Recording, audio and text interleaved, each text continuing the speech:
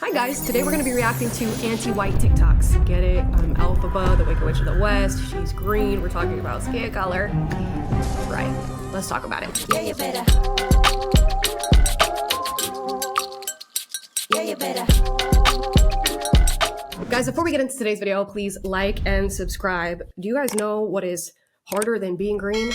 Is staying green. This stuff is hard to keep on, yet my whole house is green, okay?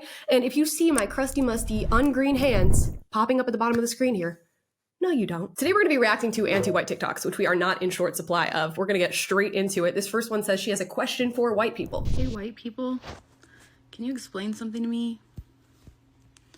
Why do y'all say black different when y'all are referring to black people, but not like a black chair or something? Like, why do y'all do this like black thing, like black man? Like, why y'all can't just say black? Like, just wondering. Okay, she does kind of honestly seem like she is just wondering. Now, interestingly enough, I feel like I've had the opposite experience. People who aren't black, when they're talking about black people or blackness, they kind of go, black, you know, this black lady. Because they don't want to come off as, you know, racist or offensive, even if the thing they're saying is not racist or offensive. I have yet to come across a white person who says black like black. I've never heard that, and I'm not exactly sure what that would insinuate. I think she's trying to pitch it as a microaggression, and I wonder if she feels the same way about the word black being whispered. You know, when they go, "Is a black lady?" Have you seen those jokes where somebody calls the cops and they're getting robbed by a black person and they're like, "Can you describe the suspect for me?" They're like, long hair, tanned skin, he's wearing a red shirt. And what's his race? He's wearing blue pants. And what's his race? In my experience, that's how people approach it. But nonetheless, I guess she's had this experience, and you guys let me know in the comments if you know people who say black in the way that she just said it, because I don't. All right, next we are popping over to The View for Miss Sunny Hostin. And I don't know if this is anti-white, but I think she's talking about her black experience. As a mother of black children, I know that black boys are not given the presumption of innocence and the presumption of youth. She's calling the police and saying they're trying to steal her car, and they're 11 years old. They don't know how to drive. And so for me, what was interesting was I have had to be in the position where I have gone to my local police department because I know my son is going to be training for the Junior Olympics, running around the neighborhood in an all-white neighborhood. And I have brought him to the police and said, he belongs to me. This is my son. Do not harass him. Do not stop him. Okay. That seems like a really good way to instill fear in your child and create a situation where a situation does not need to be created. And I mean, looking at Sunny Hostin and her family, they're not that dark, you know? It's not the typical situation, I think, that you would see on the news where people are screaming police brutality. And if police were actually targeting black people, which they're not statistically, I don't think her son would be the candidate. So she's literally just creating the situation out of thin air and presumably making her son sort of scared to go out running for fear that he's going to be pulled over by police or experience police brutality. And I don't know the situation that she's referring to about the kids possibly stealing a car and not being able to drive, but nonetheless, the situation with her and her son stands on its own. And that is not the way that I would be raising my black children. By and large, if they have any encounters with the police at all, they're going to be positive encounters. And I say positive in that you're probably not going to get hurt. You're probably not going to experience police brutality. Statistically, you're gonna be fine. So why would you teach them otherwise? Okay, moving on. This next one says, white people, we are tired of you. That's nice. So white people in general, I'm tired of you motherfuckers. I'm tired of your incompetence. I'm tired of your laziness. I'm tired of you not washing your ass on a regular fucking basis. And then we have to be susceptible to that shit. I'm tired of you having babies on fucking leashes. I'm tired of seeing babies that's 13 years old in a fucking stroller because you just want to give them the fucking world. Or, oh, Billy doesn't want to walk, so we just gonna like have his feet dragging on the fucking ground. These big ass babies. Big ass babies. Breastfeeding a baby that can chew steak. Exactly. I'm tired of y'all raising and birthing and raising serial killers, pedophiles, mass shooters, and all this. And then you tell black people that we're violent. Everything about violence, we learned it from you. So you're the root cause of it. interesting. So if you are violent, it's because you learned it from white people. Let's pull up the stats on that. Violent crime. Let's just pop that up. The FBI stats on that. And then we'll break that down by race and you guys can check it out and pause if you want to. What a strange complaint about white people. She's tired of you guys putting your older children in strollers. Whose business is that? Sure as hell not yours. That's crazy to me. And of course, she's making this link that white children are apparently coddled by their parents. But what it sounds like she's saying is that maybe she didn't get that much love and care as a child. And she sounds a little envious. She's green with envy.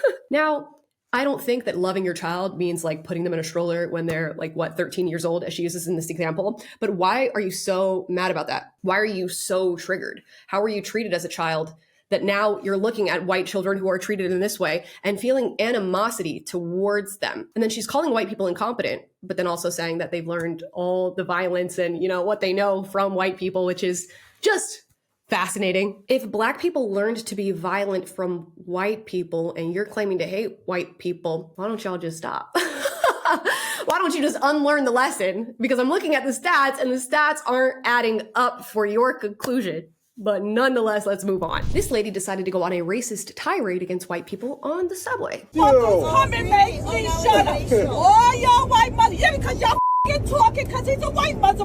I'm talking about a dog. If I don't want a dog to touch me, I don't have to let a dog touch me. If I don't want the dog to touch me. And man, you want to record too? I can record you too, ma'am. You like recording? I can record you too. You should record yourself yelling.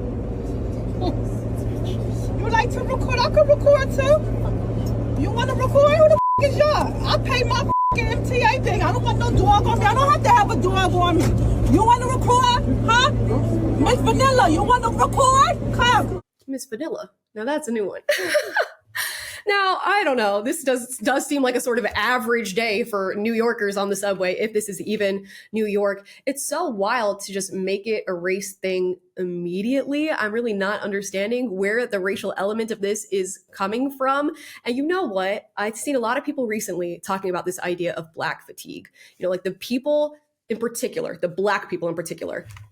Ooh, did I go Black people in particular? Let's go back to video 1. Okay, no, but the Black people in particular who act like this, who are always making a scene, who are always complaining, talking about white people just being loud and obnoxious. I can understand why people are saying they're tired of that. Now, I'm tired of that when any race does it, but I'm looking and I'm seeing particular people doing this. So please chill out. And now she's making her a bad day, everybody else's bad day. You're on a crowded subway. Of course, if you don't want somebody's pet touching you, that's your right to express that, but you're on a crowded subway. A lot of y'all are going to be touching you don't want to be touching. And that's the New York lifestyle, baby. I'm walking here. It seems like this might be the wrong place for you if this is your complaint. It just seems like she's using this as a moment to spew her hate against vanillas, as she would say. Let's move on. Literally, I'm seeing so many white people right now going on like organizer retreats and posting about their joy and how awesome it was. Honestly, I want to see more of y'all like sitting your ass at home and giving your money to Black and brown people so they can do that.